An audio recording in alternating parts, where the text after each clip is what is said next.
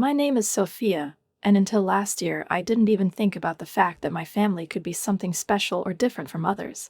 It always seemed to me that we were quite ordinary people with our joys, worries, problems, and victories, that my life was going according to a clearly outlined plan, where there was a place. My job, my personal achievements, and maybe someday my family, but not right now, because my career required my attention, and stability seemed to me much more important than any emotional impulses. I am 32 years old, and for almost 10 years now I have been working as a sales manager at North Star Construction, where I am valued for my responsibility, punctuality, and ability to handle even the most difficult customer situations without going beyond business ethics. I'm used to following the rules, planning my life for several years ahead and avoiding any drastic changes, because that's exactly what I thought the life of an adult, reasonable person should look like.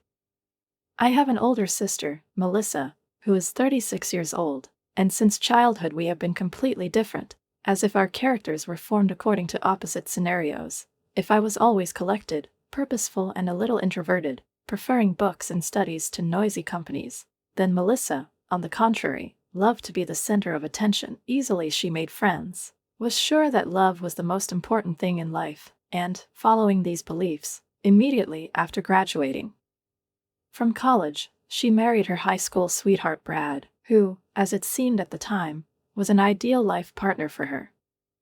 15 years of marriage, 2 sons, Tyler and Noah, 12 and 10 years old, respectively, a cozy house in a good neighborhood, the opportunity not to work and fully devote himself to his family. All this, from the outside, looked like the perfect picture that many people strive for. And if someone had told me a year ago, I probably wouldn't have believed that this perfect world would collapse overnight. But one evening Melissa called me in hysterics. Her voice was so shaky, confused, full of pain and fear that I could barely make out the words. She was sobbing into the phone, repeating the same thing over and over again. "Sophia, he's gone. Brad just packed up and left." As it turned out, he left for a reason. He had been with another woman for a long time, a work colleague named Jennifer, and now he decided it was time to admit it and stop pretending that everything was fine with him. He said that he had been unhappy for many years, that he wanted to live a different life, and without really thinking about the consequences, he left Melissa and the children alone with their new reality. I dropped everything and went to my sister's house. When I entered the house, she was sitting on the kitchen floor, surrounded by crumpled napkins, her eyes swollen with tears, which reflected complete despair. The boys locked themselves in their rooms and, judging by the silence, also did not know how to live on now. "What should I do, Sophia?" "What is it?" she asked hoarsely, without even lifting her head. I haven't worked since Tyler was born. Brad paid for everything. He promised that we would always be together. "We'll figure it out," I said softly, although at the time I had no idea what that really meant. But I had to figure it out quickly. Not only was Brad not going to help financially, but he refused to pay child support until Melissa sued him, and when he was forced to do so, the amount was barely enough to buy groceries. The house they had lived in all these years was legally owned by Brad before their marriage, and he had no hesitation in demanding that they move out. "I'll help you find an apartment," I said one afternoon when we were packing. The boys were with our parents at the time, and it was probably for the best, because seeing their mother in such a state would have been unbearable for them. "How will I pay the rent, Sophia? I have no income." And that's when I made the offer that changed everything. "I'll cover the expenses until you get back on your feet," I said, looking confidently into her eyes. Our parents, Dad, a retired accountant, and Mom, a former teacher, also supported this idea and immediately joined in to help. They picked up the boys from school, helped them with homework, and cooked dinner while Melissa tried to find herself in a new life by taking a part-time job at a local boutique. In the first months, it seemed that everything was going in the right direction. I transferred money to her for rent, sometimes paid for additional expenses, and although it was difficult at times, I believed that it was temporary, that my sister was about to gain independence and start a new life. But as time passed, instead of moving forward, Melissa became more and more stuck in the past. Brad ruined my life, she said over and over again. I've planned everything out. I was going to be a housewife until the boys grow up. Now look at me. I tried to be patient, tried to support her, but one day I cautiously suggested, maybe you should talk to a psychologist. I can pay for therapy. The look she gave me then was cold and hard, as if I had just betrayed her. I don't need someone to tell me how to feel, Sophia, she replied icily. I need money to live. Do you have any idea how humiliating it is to work in this store?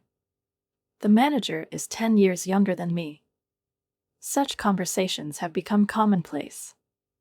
If I couldn't answer or said I was busy, Melissa immediately called her parents, and they, in turn, spent hours listening to her complaints, justifying her anger, sympathizing, and eventually making her pain our common problem.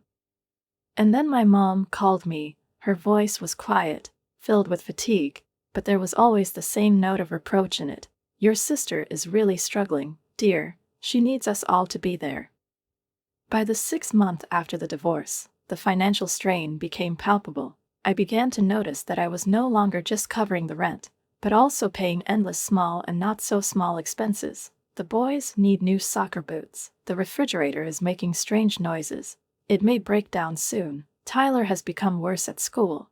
I need a tutor. Each request sounded reasonable, each seemed necessary, and it was simply impossible to refuse. How could I say no when it came to school supplies, winter coats for my nephews, and things that directly affected their daily lives? But one evening, sitting at the kitchen table, almost mechanically sipping wine, I opened the table in my laptop and entered all the amounts that I had sent Melissa in recent months. When I saw the total, I almost choked. Almost a third of my monthly income went to support my sister and her children, and this despite the fact that I was not used to throwing money around. The following Sunday, my parents had a family dinner, where, as always, everyone gathered: Mom, Dad, Melissa, the boys, and me.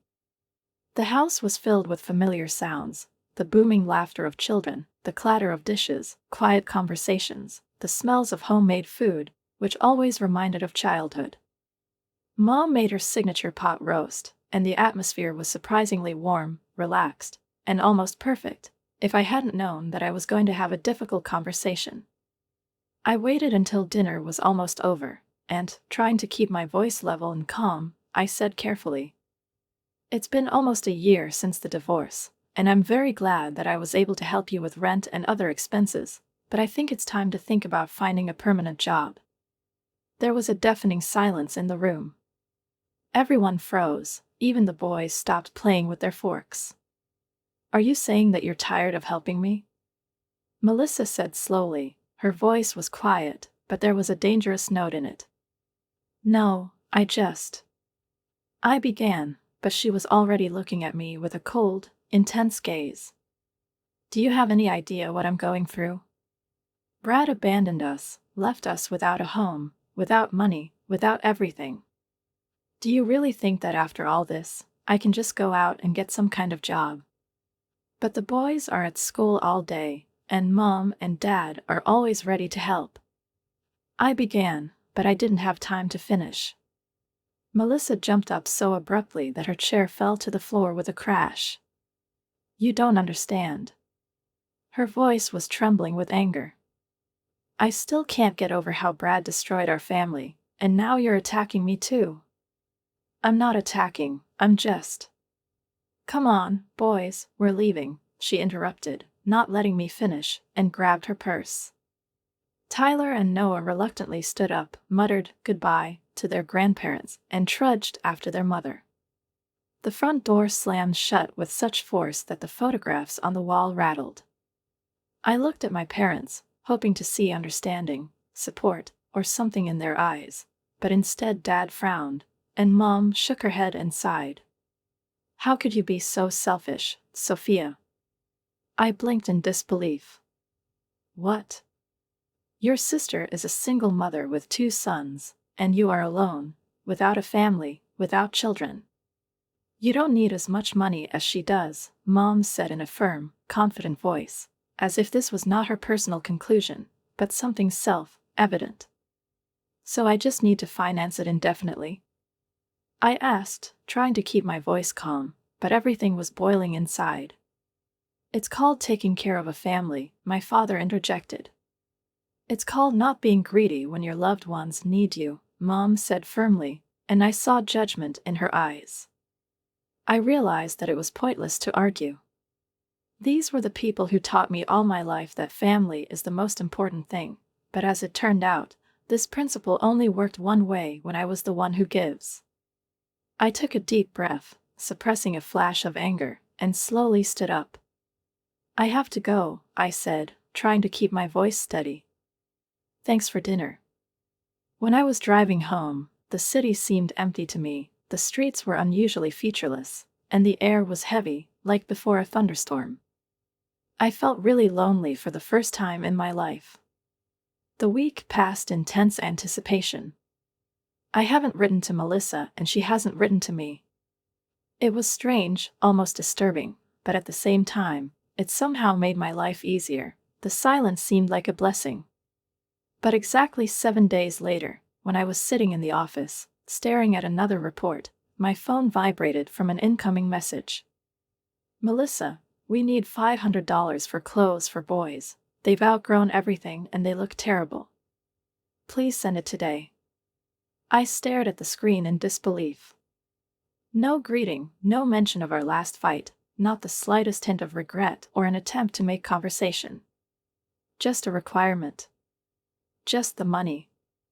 And already at the very end, as if an afterthought, an added word appeared. Please. I stared at the message for a long time, my finger hovering over the phone screen, and an internal argument was playing out in my head.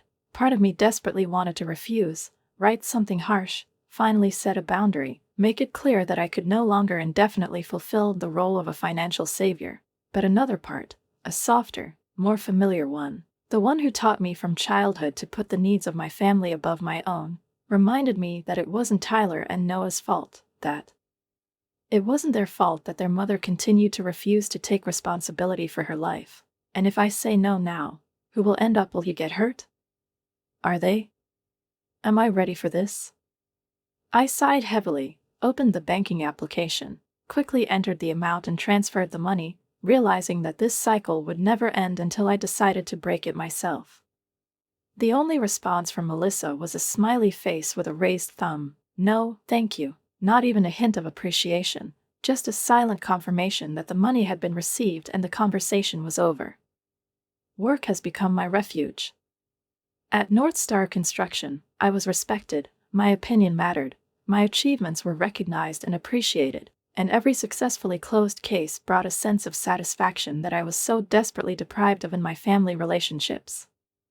Unlike Melissa's endless requests and parental pressure, I didn't feel like I was owed here. I didn't feel like someone was trying to put pressure on me. On the contrary, when I made good deals, people congratulated me, praised my professionalism, admired my perseverance and ability to convince, and didn't ask for more and more. I plunged headlong into a particularly difficult project related to the conclusion of a contract for the construction of a new office complex in the city center.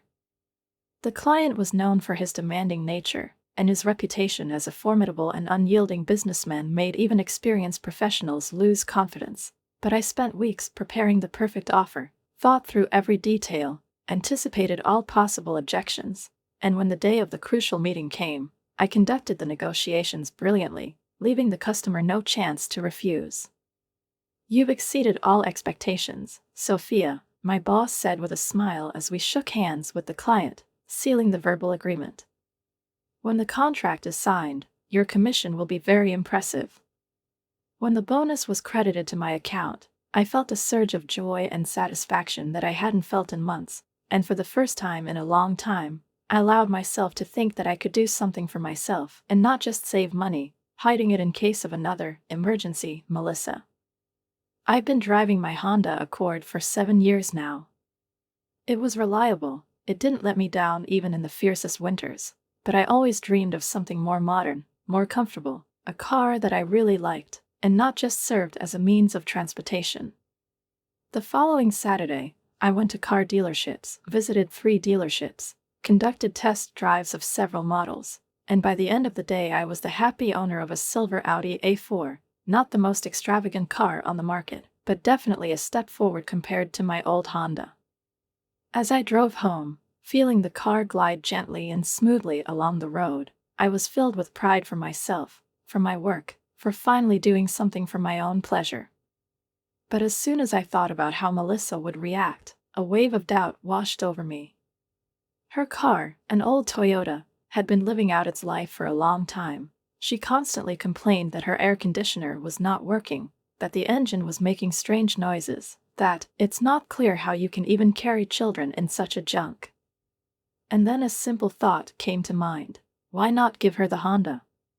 She was in excellent condition, reliable, well groomed, with a good service history. It would have been a huge step forward for her. The next family dinner came sooner than I would have liked. I deliberately drove a Honda, deciding to surprise Melissa at the end of the evening, so as not to cause unnecessary discussion ahead of time. When I drove up to my parents' house, I heard her voice even before I entered. She was talking loudly, irritably, almost shouting. And then Jenny had the nerve to ask me to cover for her on Saturday. I told her, I have kids. You know I can't just give up everything because of your stupid concert. And she replies, other single moms do it somehow. Can you believe it?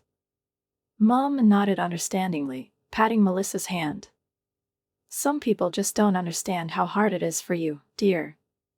I took a deep breath, trying to stay calm, feeling the tension building by the second, but I decided to speak anyway, hoping that maybe something would happen right now that would change the situation for the better.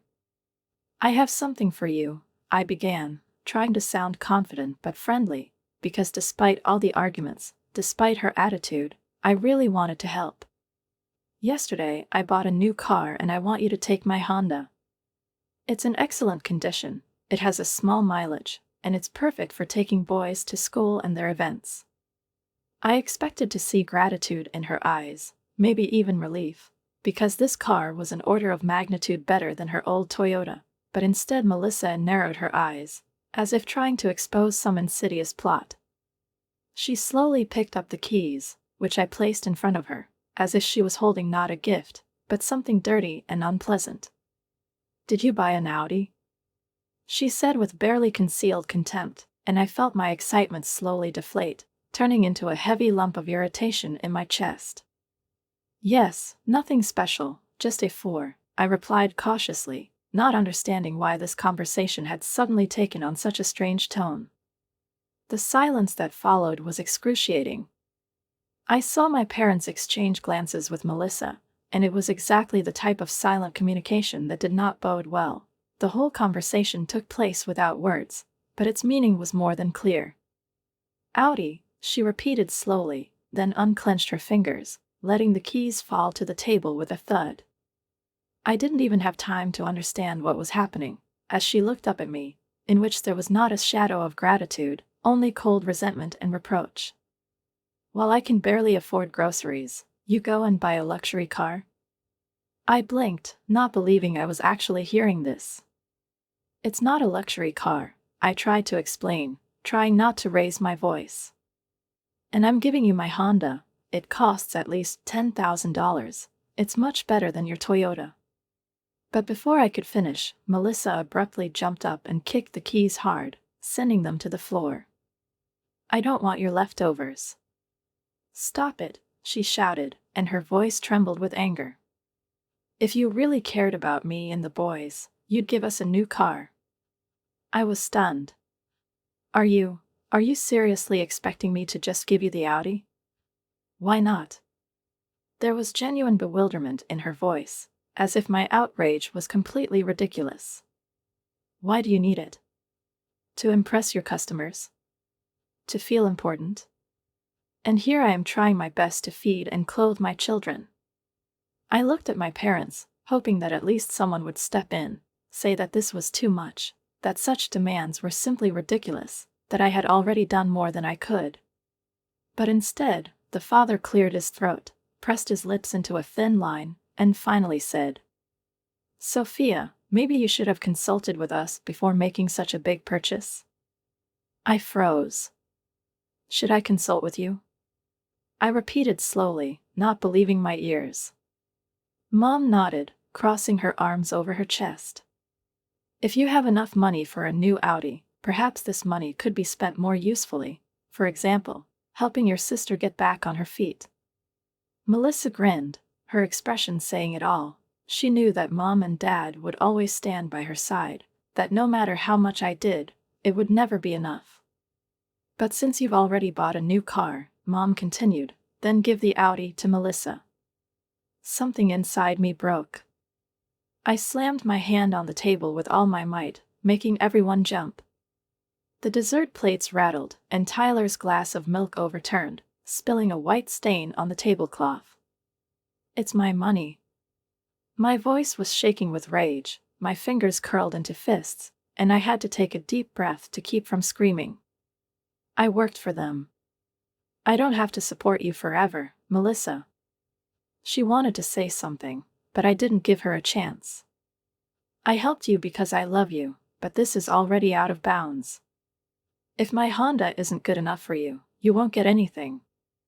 I stood up abruptly, walked around the table, went to where the keys had fallen, and picked them up. Sophia, don't be dramatic, Mom began, but I interrupted her. No. That's it. It's over. I'm not paying rent anymore. I won't send you money for clothes, for tutors, for any other emergencies that you decide to blame on me. Figure it out for yourself. Melissa pursed her lips, her eyes flashed with anger, but I was no longer listening. I turned around, stormed out of my parents' house, slammed the door behind me, went down to the car and got behind the wheel. While I was driving home, my phone was bursting with messages and calls. Melissa's, Mom's, and even Dad's numbers called once, which was extremely rare. I'd been ignoring them all night.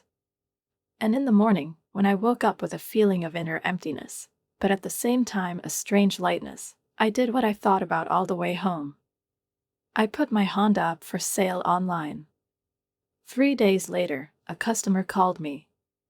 He offered an amount slightly lower than what I had hoped for, but I didn't care. I just wanted this chapter of my life to be closed. When I handed over the keys to the new owner, I felt a strange sense of relief mixed with bitterness.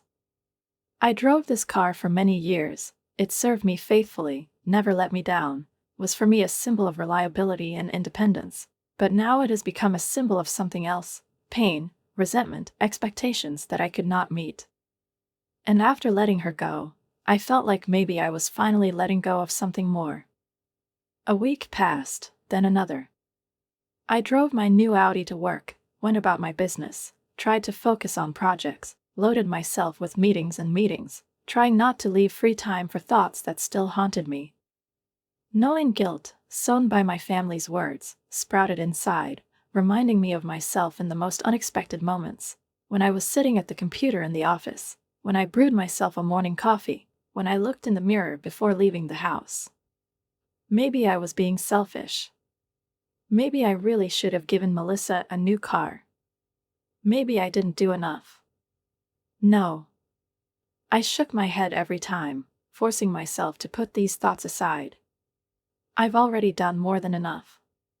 For a year, I had to pay not only for her rent, but also for boys' clothes, tutor fees, and endless, unforeseen expenses, for which, as it turned out, I was also responsible. I'm tired. And then the message came. I expected that the rent payment deadline would come tomorrow. Please transfer the money. No greeting. No mention of our quarrel. No attempts to establish a relationship. Just a requirement. For the first time in my life, I didn't think long about the answer. I just wrote one word, no. There was no immediate response. But after a few minutes, my phone rang. I declined the call. It rang again. I clicked reject again. Then the messages started pouring in. What do you mean, no? Are you seriously going to make me and the boys homeless? I can't believe you're doing this to us. Mom and Dad are furious. I turned off my phone and went to bed. The next morning, as soon as I opened my eyes, I saw on the screen 27 missed calls and more than 50 messages from Melissa and my parents. I didn't even bother reading them. I just deleted them all at once, got up, got dressed and went to work as if nothing had happened. It was the first time in my adult life that I stood up against my family, consciously and clearly defining the boundaries. And despite the anxiety bubbling in my stomach, I felt strangely relieved. That evening, around 7 o'clock, there was an insistent knock on my apartment door. I knew exactly who it was. Part of me wanted to pretend I wasn't at home, just ignore the knocking, mute my phone, and try to get back into my newfound sense of independence, but I knew it was inevitable. If not today, then tomorrow, if not here, then at work or at my parents' house. But this conversation will happen anyway. I took a deep breath, stepped to the door, and opened it. Melissa, Mom, and Dad were standing in the doorway. All three had the same expressions of righteous indignation. Their postures, facial expressions, compressed lips, everything indicated that they had come not to reconcile, but to demand explanations. "You didn't accept our offer to sit down?" I asked, stepping back. But none of them moved. Mom spoke first. "Sophia, this has gone far enough." Her voice was firm, cold, without a drop of maternal warmth. "Your sister needs to pay the rent tomorrow, otherwise she will be evicted." I crossed my arms over my chest, keeping my eyes on my mother. "That's not my problem anymore." "That's not your problem?" Melissa's voice trembled, but not from fear, but from rage. "You promised to help me. You said you'd pay for my rent. I've been paying for your rent for almost a year now." I held her gaze. "Along with boys' clothes, a tutor, household appliances, and everything else you asked for. I've spent thousands of dollars helping you. So what?" "Stop it," she screamed. "You can do it anyway." "Yes, I can. But I don't want to anymore. You have money." "Stop it," she shouted, indignation mixed with demand in her voice, as if I had to provide for her. "You bought a brand new car just last week. With my earned money."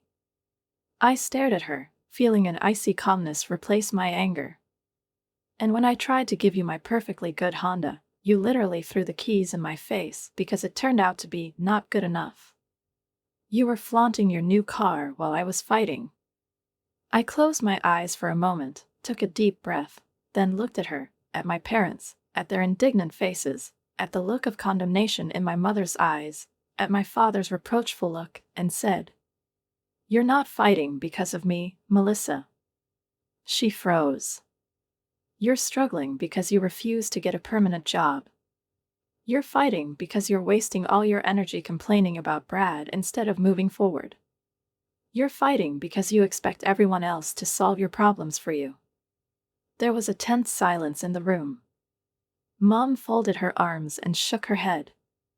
"We're a family," she said, as if that explained everything. "The family helps each other." I felt a wave of anger wash over me again, but not the same as before, not flaming, not explosive, but cold, penetrating, final. I looked at my mother, then at my father, then at Melissa, who pursed her lips and crossed her arms over her chest. "Yes, the family helps each other," I repeated slowly. "But help is not the same as the endless maintenance of an adult who does not even try to take responsibility for his life. I've been helping for a year, but it's never enough. No matter how much I give, no matter how much money I transfer, no matter how many times I get Melissa out of her problems, it's still never perceived as sufficient, as a manifestation of love or care. You all act like I'm some kind of selfish monster just because I don't want to sacrifice everything for her, just because I have the opportunity to live the way I want, not the way you expect me to. Because you are lonely and without children." Melissa snapped, her face contorted with anger. "Why do you need money at all?" I stared at her in disbelief. "To live," I finally replied, trying not to snap. To save for the future, to enjoy the fruits of my labor, to allow myself something good, because I worked for it. Why is it so difficult to understand? Because you're selfish. She almost screamed, looking at me with contempt. I need this money more than you do. I looked into her eyes, took a slow breath, and, keeping my voice steady, said softly, "Then earn it. Just like me." No one spoke for a while. Silence hung in the room, so thick that it seemed to drown out even the noise of the cars outside the window. Then Mom broke the silence.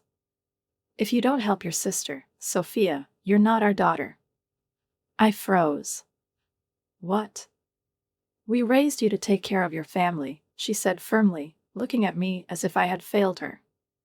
I felt a wave of rage rising inside me, icy, destructive, final. "No, Mom. You raised me to be Melissa's ATM machine." Melissa snorted. "Great." She crossed her arms over her chest, her lips curling into a mocking grin. "Keep your precious money for yourself. But don't expect to be a part of this family anymore."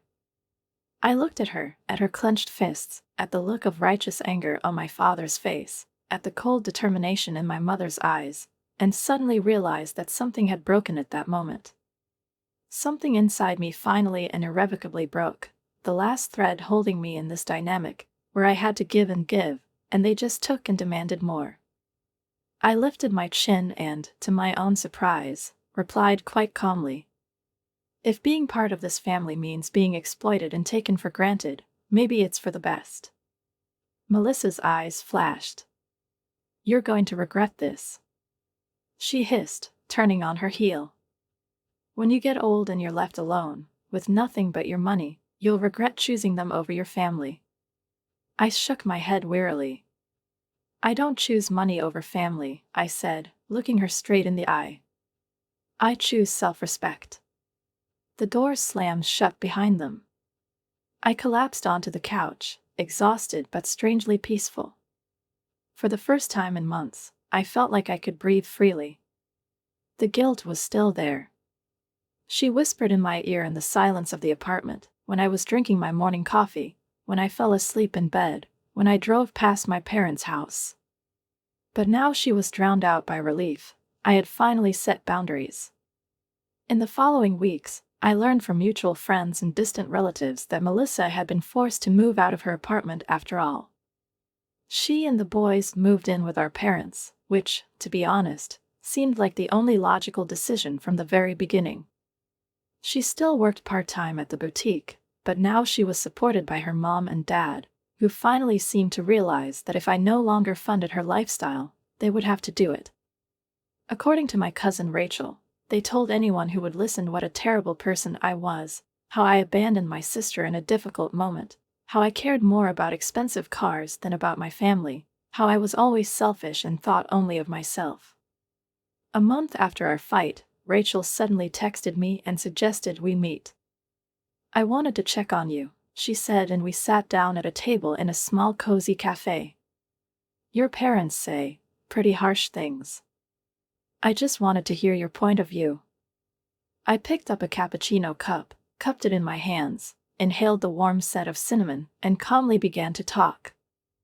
I told her everything: Melissa's year of rent, the constant demands for money, the incident with the car, the endless complaints, accusations, threats, everything that had been accumulating in me for so long. Rachel listened in silence, without interrupting. When I finished, she nodded thoughtfully. "You know, I always thought Aunt Karen and Uncle Jim were coddling Melissa too much. Although, apparently, it was worth it." She shrugged her shoulders. "I think you did the right thing." I looked up at her. "You can't set yourself on fire to keep someone else warm."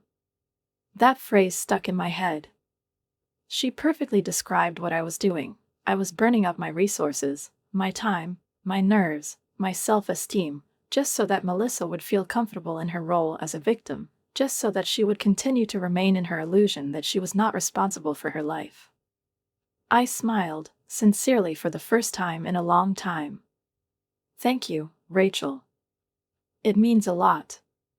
When I returned home, sitting behind the wheel of my Audi, I no longer felt guilty.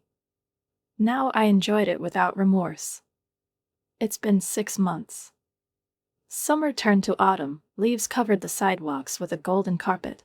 Then the cold winds of November came, exposing the bare branches of the trees, and then winter enveloped the city in a blanket of snow, turning the air into transparent crystal.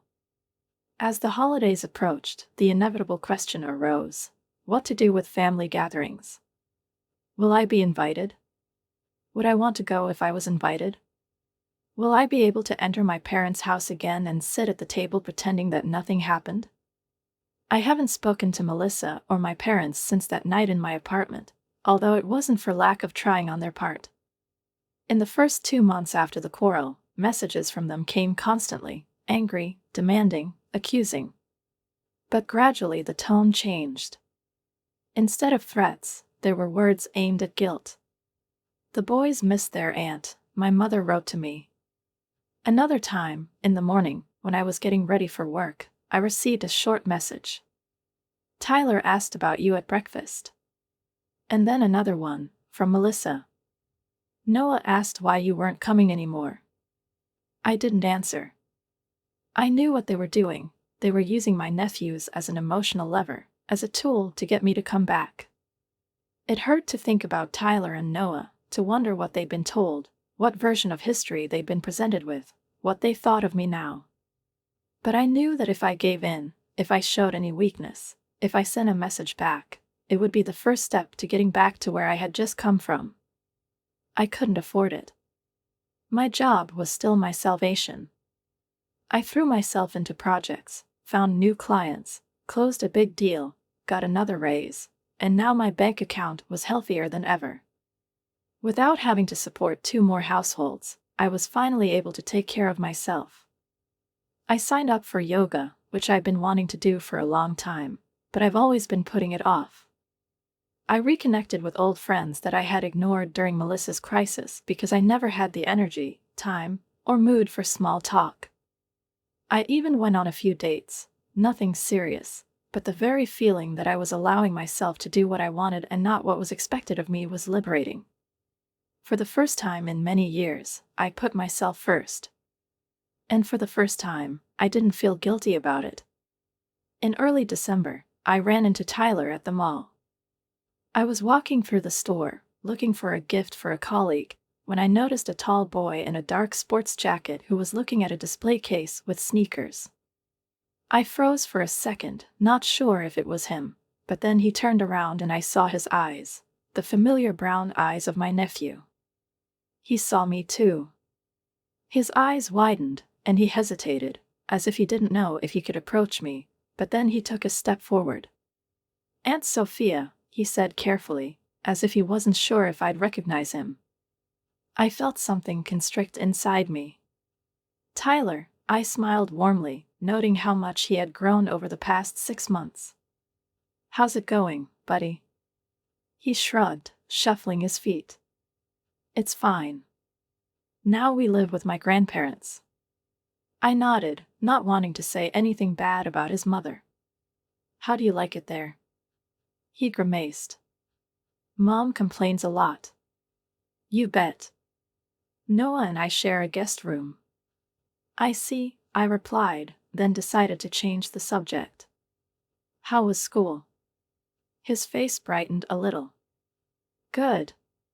I'm on the basketball team." A small smile touched his lips. "The coach says I can start the next game." "This is fantastic," I said sincerely. "I'd love to come see it, if you don't mind." His face flushed, as if he hadn't expected me to actually want to come. "Really? That would be awesome." He smiled. "Our next game is on Thursday, at 4:30. I made a note to myself on my phone, promising that I would definitely come. I kept my word. On Thursday, I sat in the back rows of the stands, watching Tyler run around the court, fast, agile, confident. He was good, really talented, and when he scored the first goal, I screamed loudly, unable to restrain myself. He turned his head in my direction, and the smile he gave me was worth all the potential awkwardness that could happen to Melissa. After the game, I left the gym and stood near the entrance, not knowing if I should wait. Maybe it was better to just leave so as not to provoke a scene, but before I could make a decision, Tyler himself ran up to me, slinging a gym bag over his shoulder. "You came," he said, sounding genuinely surprised, as if he hadn't expected me to keep my promise. I said I would. I pointed to the parking lot. "Is your mom here?" He shook his head. "No. Grandma brought me. She's waiting in the car." I felt something freeze in my chest. Grandmother. My mother. I followed Tyler through the parking lot and immediately recognized my parents' familiar sedan. Mom was driving. I saw her notice me, and her expression became unreadable. I stopped a few steps away from the car, not knowing how to behave further. It had been 6 months since I'd last seen her, and now, as she sat there clutching the steering wheel in her white fingers, I couldn't figure out what she was thinking. Would she be happy to see me? Or will he accuse me of trying to destroy my family again? Tyler looked at me, then at Grandma, then back at me. I could see that he was waiting, that he didn't know what would happen next. To be honest, I didn't know either. "Hi, Mom," I said simply as Tyler opened the passenger door. Mom looked at me for a long time. Her gaze was impenetrable, but I saw in it not only the usual condemnation, but also something else, uncertainty, doubt, maybe even a bit of indecision, as if she didn't know how to react to me now, after everything that had happened. "Sophia, what are you doing here?" she finally said, her voice strained, but not as cold as I expected. "I ran into Tyler at the mall, and he invited me to a game." I turned to my nephew and smiled. "Hey, Mom, he's getting pretty good, isn't he?" She sighed, and her shoulders relaxed a little. "Yes, he's amazing." I nodded, watching Tyler get into the car, fasten his seatbelt, and watch us surreptitiously in the rearview mirror. I could feel an awkward silence hanging in the air between us, thick and viscous, as if someone had spilled sugar and it stuck to every word, preventing them from escaping the tongue. Tyler looked from me to my grandmother, clearly hoping for some kind of reconciliation. "Do you want to have a coffee sometime?" I finally asked. "Just you and me." She hesitated. I saw her fingers tighten on the steering wheel as she pursed her lips, as if weighing whether to agree at all, but then she nodded. "I'd like to." We agreed to meet next week. And when they left, I felt a glimmer of hope. Perhaps not all bridges have burned down forever. Coffee with Mom was intense at first. We were sitting in a cozy coffee shop by the window, both holding steaming cups in our hands, but instead of talking about what was really important, we tiptoed around the problems, discussing the weather, her garden, my work, as if these topics could fill the void between us. Finally, I took a deep breath, gathered all my doubts and addressed the elephant in the room. "I miss you and Dad," I said softly, not looking away.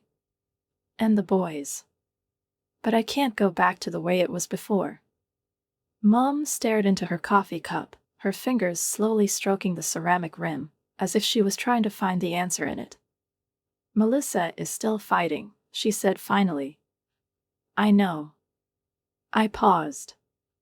"And I'm sorry. But I can't be her insurance anymore."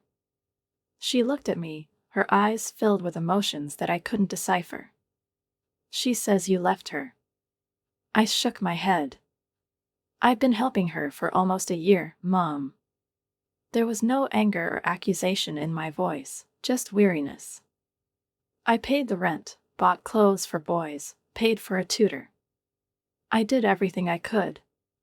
But she wasn't getting better. She wasn't trying to get out, she was just waiting for someone else to solve all her problems." Mom fell silent, and then, unexpectedly for me, she confessed quietly. "Your father and I could afford to help her." I frowned. "What?"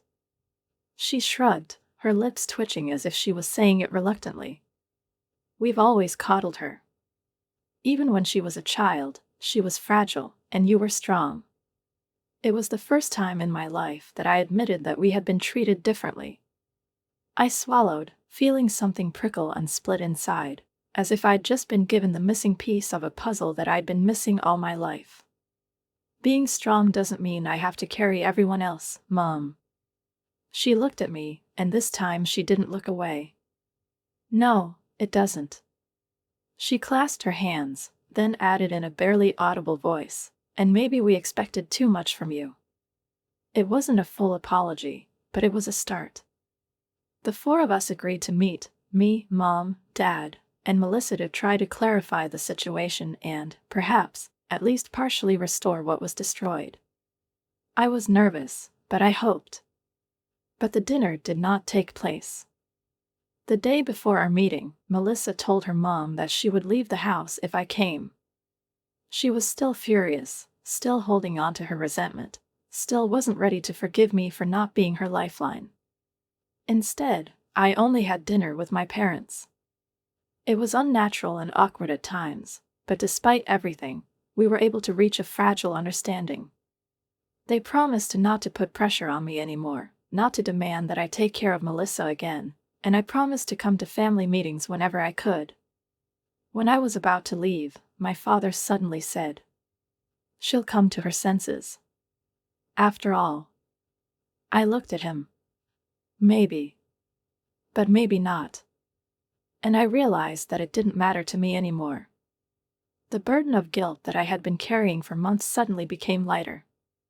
I didn't do anything wrong by setting boundaries. I don't have to be a victim just because it's more convenient for someone else. As I drove home that evening, I thought about how much had changed this year. I have lost the unwavering support of my family. But I've gained something more valuable: self-respect. I realized that helping others should not be at the expense of my well-being. That love is not measured by money. That you can take care of a person, but at the same time be able to say no to his demands. And most importantly, I finally chose myself.